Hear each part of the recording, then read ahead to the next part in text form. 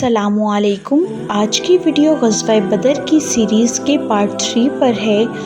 कल की वीडियो में हमने देखा कि किस तरह अबू जहल की बात मानने के बाद आमिर बिन हज़रमी उठा और कुरैश को जोश दिलाने के लिए हाय उम्रो के नारे लगाने लगा और उसके बाद कुरैश का इरादा जंग के लिए पक्का हो गया।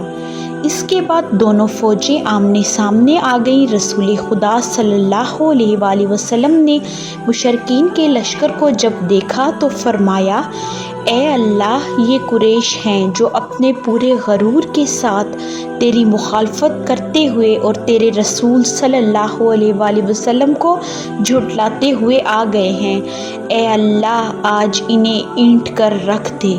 इसके बाद रसूलुल्लाह सल्लल्लाहु अलैहि वसल्लम ने अपने इस्लामी लश्कर की सफ़ें दुरुस्त फरमाई और लश्कर को हिदायत फरमाई कि जब तक उसे आप सल्लल्लाहु अलैहि वसल्लम का आखिरी हुक्म मौसूल ना हो जाए जंग ना शुरू करे।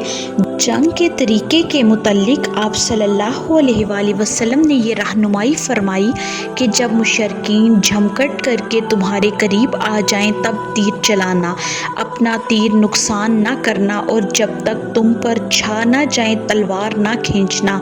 इसके बाद आप सल्लल्लाहु अलैहि वसल्लम अबू बकर रज़ियल्लाहु ताला अन्हो के साथ मरकज़े क़यादत की तरफ वापस लौटे।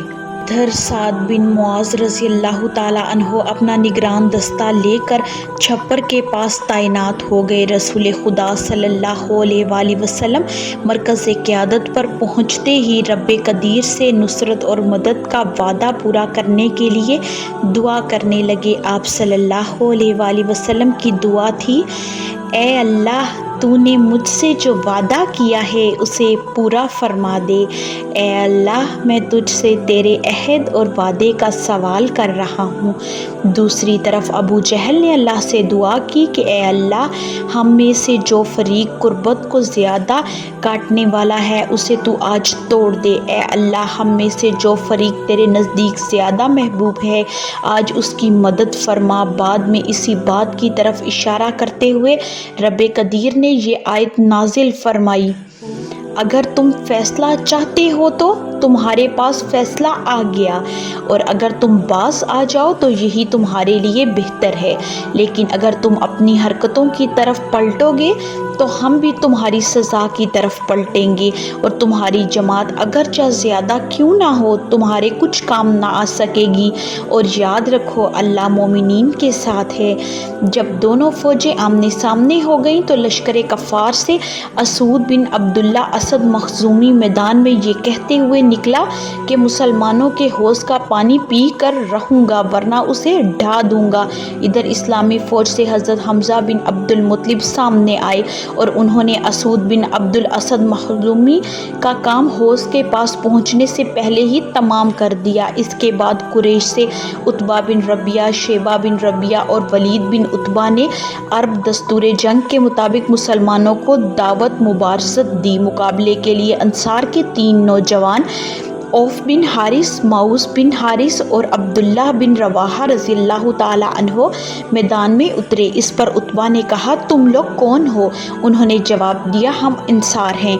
इस पर उतबा ने नहायत तकब्बुराना अंदाज में कहा कि मोहम्मद सल्लल्लाहु अलैहि वसल्लम हमारे मुकाबले के लिए हमारी ज़ात बरादरी के लोगों में से भेजो। ये सुनकर आप सल्लल्लाहु अलैहि वसल्लम ने उतबा के मुकाबले के लिए हमज़ा बिन अब्दुल मुत्तलिब रज़ियल्लाहु ताला अन्हो, शेबा के मुकाबले के लिए उबैदा बिन हारिस रज़ियल्लाहु ताला अन्हो और वलीद के मुकाबले के लिए हज़रत अली बिन अबी तालिब रज़ियल्लाहु ताला अन्हो को भेजा। उतबा ने इन तीनों के नाम दरियाफ्त किया, हालांकि वो इनको खूब पहचानता था। फिर कहा, हाँ, तुमसे लड़ेंगे। इसके बाद मुआरका आराई हुई। अब हज़रत हमज़ा रज़ियल्लाहु ताला अन्हो ने उतबा का और हज़रत अली रज़ियल्लाहु ताला अन्हो ने वलीद का कम फ़ौरन तमाम कर दिया, लेकिन शेबा के मुकाबले में हज़रत उबैदा बिन हारिस रज़ियल्लाहु ताला अन्हो जो मुअम्मर थे ज़ख्मी हो गए। ये देखकर हज़रत अली रज़ियल्लाहु ताला अन्हो ने शेबा को تہ تیغ کر دیا اور ابو عبیدہ رضی اللہ تعالیٰ عنہ کو اٹھا لائے۔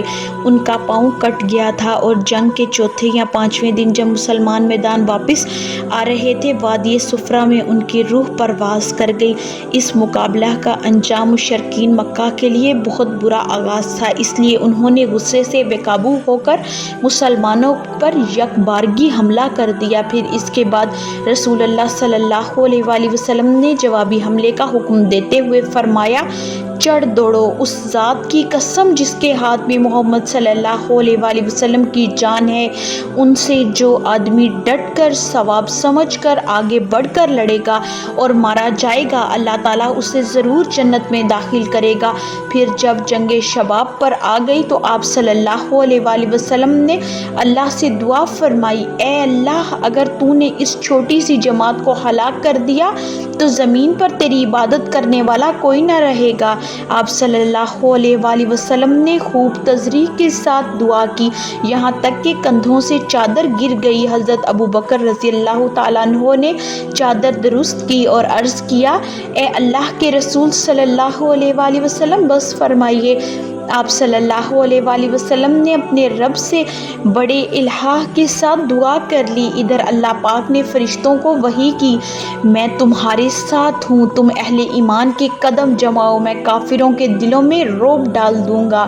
اور رسول اللہ صلی اللہ علیہ وآلہ وسلم کے پاس وحی بھیجی، میں 1000 فرشتوں سے تمہاری مدد کروں گا جو آگے پیچھے آئیں گے۔ نیز اللہ نے ارشاد فرمایا، اگر تم اپنے اقوال اور افعال میں سچے مومن ہو تو تم ہی غالب رہو گے۔ پھر آپ صلی اللہ علیہ وآلہ وسلم نے اپنے مرکز قیادت میں 2 رکعت نماز پڑھی۔ پھر آپ صلی اللہ علیہ وآلہ وسلم پر تھوڑی دیر کے لیے غنودگی طاری ہو گئی۔ اس کے بعد آپ صلی اللہ علیہ وآلہ وسلم باہر مسکراتے ہوئے تشریف لائے اور فرمایا، ان قریب یہ جتھا شکست کھا جائے گا اور پیٹ پھیر کے بھاگے گا۔ اس کے بعد آپ صلی اللہ علیہ وآلہ وسلم نے ایک منٹھی کنکریلی مٹی لی اور قریش کی طرف رخ کر کے فرمایا، چہرے بگڑ جائیں، اور ساتھ ہی مٹی ان کے چہروں کی طرف پھینک دی۔ پھر مشرکین میں کوئی بھی نہ بچا جس کے دونوں آنکھوں، نتنے اور منہ میں اس ایک مٹی میں سے کچھ نہ گیا ہو۔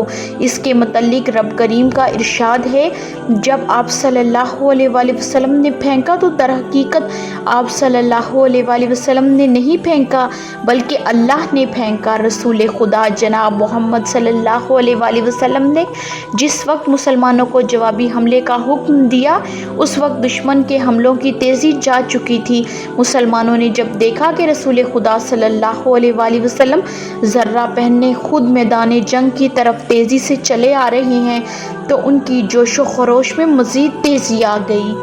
اب انہوں نے نہایت سخت حملے کر دیے اور مشرکوں کی گردنیں کاٹنے لگے۔ ادھر فرشتوں نے بھی ان کی مدد فرمائی۔ حضرت اکرمہ بن ابی جہل رضی اللہ تعالیٰ عنہ سے مروی ہے کہ بدر کے دن آدمی کا سر کٹ کر آتا اور یہ پتہ نہ چلتا کہ اسے کس نے مارا ہے، جبکہ آدمی کا ہاتھ کٹ کر آتا اور پتہ نہ چلتا کہ اس کا ہاتھ کس نے کاٹا ہے۔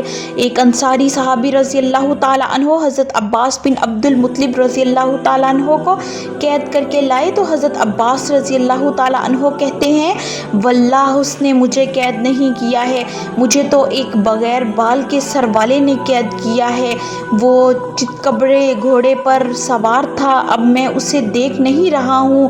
انصاری صحابی رضی اللہ تعالیٰ عنہ نے کہا، اے اللہ کے رسول، انہیں میں نے قید کیا ہے۔ آپ صلی اللہ علیہ وآلہ وسلم نے فرمایا، خاموش رہو، اللہ نے ایک بزرگ فرشتے سے تمہاری مدد فرمائی ہے۔